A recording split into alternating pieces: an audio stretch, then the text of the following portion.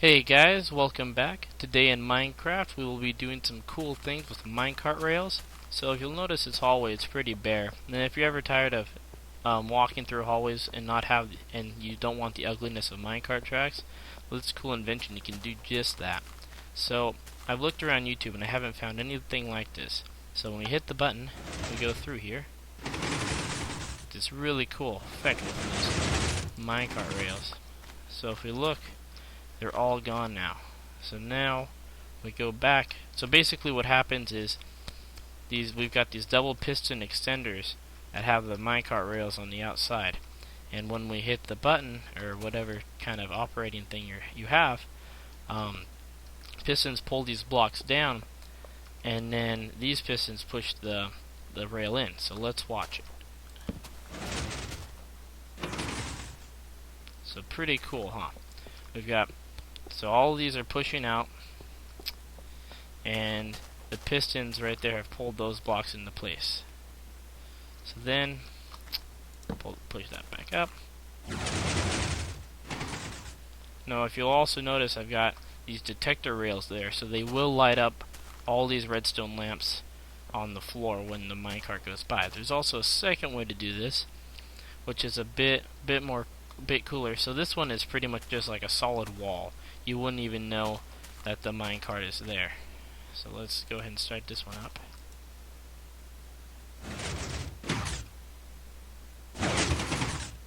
So this one is you use two rows of pistons to pull a whole wall back, and then one row of pistons to push a track into place. This method is a much more stable method than this one. I've had lots of problems with rails going up and being glitched out, and just horrible problems with timing and stuff. And this method does look the coolest though, so you kind of have to decide whether or not which one you want. You want the stabler or the cooler looking one.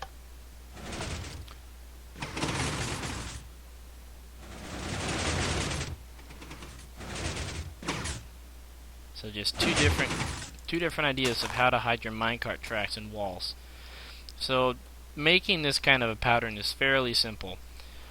All you really need is to have this first part timed right. So we've got a double piston here, double piston extender in your minecart rail, and you want to have a pattern like that. So two repeaters and a piece of redstone. It doesn't have to be exactly that. You just need to have a delay. That's where it's fastest out in front, second shortest in the back, and longest in the middle. So like this.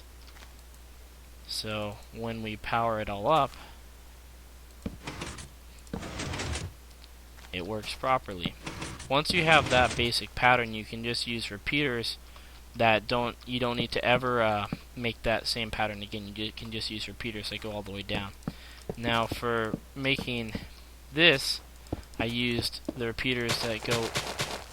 I use them in the block below. So you've got a piece of redstone, medium delay, long delay, and then because the power will transfer exactly through this block, just put rows of pistons or rows of repeaters going all the way down. And so that'll power your pistons to whatever you want. So then when we wire this all up, it works perfectly. As far as the pistons that pull the blocks down, that was fairly straightforward too. I used a technique that I have over here. If you saw my floating island video, where we have a pattern of this sort right here, the repeater on bottom and redstone on top, and that'll get you a one-line pattern able to pull the pistons down without using up too much space. So it's not going to be a waving pattern like this. It's just going to be one row. So what you're going to want to do is make repeaters on the bottom, and then with redstone on top of all those blocks, and then blocks in between those redstone. and then you can have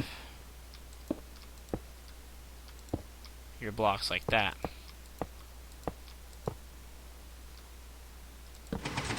So your minecart rail would go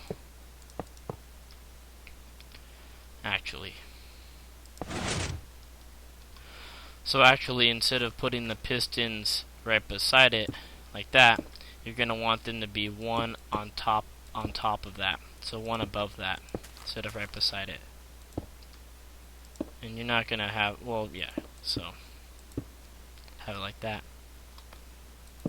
Of course, you're not gonna have them every single one. You're gonna have it alternate, but just so you know, it works on where, no matter where you put it. So that's essentially it for this.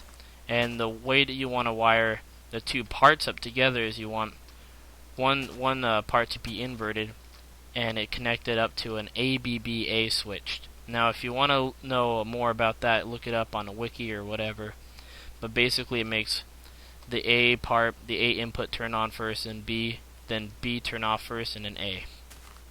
And so that's essentially what you're going to want to do.